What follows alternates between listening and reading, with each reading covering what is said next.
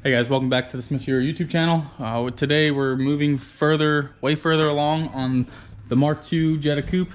I'm trying to get this done as quickly as possible, so I'm not recording as much as I should. I'll show you a couple things that have gotten done since the last time you saw. You can see all the OEM glass is back in the car, and I did weigh it.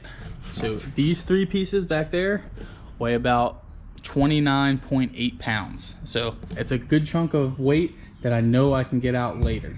Also, we've done a bunch of other things, like we put all this glass in. That we're waiting on a special window regulator because there are two different styles. So this one only has one bolt, whereas the other ones that I bought have two bolts. Okay, so that kind of held us up. We got the rear end all together. I also started doing all the fuel line stuff. So there's a fuel filter under here that I made a little bracket for. Over here is all the fuel lines. You'll see the idea of it. The idea is to just use stuff that I have laying around. So it doesn't look the best, but I'm okay with it. So fuel lines are coming up here.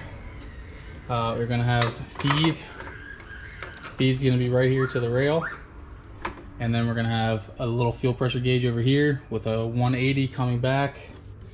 So this is how this will be, just like that. And I have the fuel pressure regulator mounted to the body because this was the easiest place to put it. Headlights gonna be here, nothing else should be here, so I think this is fine enough. Have fuel pressure sensor, have flex fuel sensor. So we're getting this all together. I have all this pretty much ready to run. I just need to do ABS stuff, but that's later. And another thing we're doing today will be the fuel pump. I'm running just a TI Walbro. This is a 450. I got the install kit for that. So I might make a small separate video on that. If everything works how I need it to work today, we should be able to maybe get power to the ECU, have the fuel pump completely done, fill it up with fuel, and test the fuel system.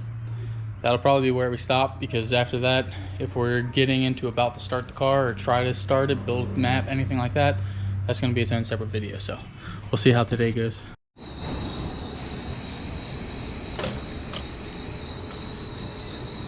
I decided I can't start the car until I have an O2, so then I just started going to the making an up pipe. I got the OEM flanges, OEM cast manifolds. Just ported these out, and this is 2.5 inch pipe, and you can kind of see where it's going. Right here will live a 4-inch 90. It's gonna be a big boy. Hopefully it looks good. So imagine that, 2 pipes. So I'm not really showing you guys a lot because this is, anyone can do an exhaust. So I'm just making things work right now. I'm out of argon on one tank, so all this is just going to be just welded, no back purging. If it cracks, it's on me, and I'll fix it down the road. It's not a big deal to me. I'm going to add some bracing too, so I think we'll be good. I need 2 of these pipes to go into one, so I cut one of these 2.5 inch pipes, and I've been coping it where you kind of notch it down and stuff and make it fit on real nice. You know, it's nice and tight. So now I can go from there down to the other manifold. So that's what I'm working on now. I got a 45. Hopefully that's all I need because I don't have anything else left. I have a 90 and a 45. And then there's this one thing that I've been reading about. Building a header, an exhaust manifold, anything. There's so much stuff online about it. So take this with a grain of salt if you want. It starts out as 2.5, ends up at 4.5. Somewhere I gotta cut it at 4 inches, and somewhere up here I'm probably gonna have to cut it at like 3 inches. So there'll probably only be a portion about here to here, ending up like that, and then the 90 right off of it. So I'm just gonna keep hammering this out, and I'll show you guys what it looks like when it's done, because you've seen me weld plenty. Hey guys, still way at it. You hear all the noise in the background. We're really trying to get this thing done. So I haven't recorded at all, but you can see I've gotten really far on the exhaust. So we have the header pipe built up, it's coming up. It's gonna collect right here. I have that concentric reducer onto this, and then I have a 90 up pipe coming out. And Jamie's back there putting an O2 bung. We're gonna have the O2 hidden back here in the rain tray. So everything's gonna be nice, tucked, and look at that, even the OEM heat shield fits. So I'm pretty happy with that. I forgot to test fit it, but got lucky it works. So I'm just gonna leave you guys on time lapse because there's just too much going on. So it'll just be on time lapse and you'll see hopefully the finished product and then us drilling the hood. So keep watching.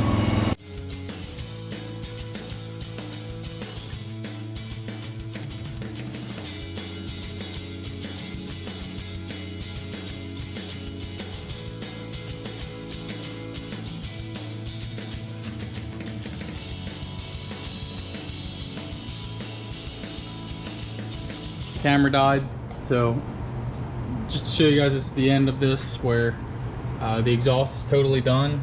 I've already cut the hole out.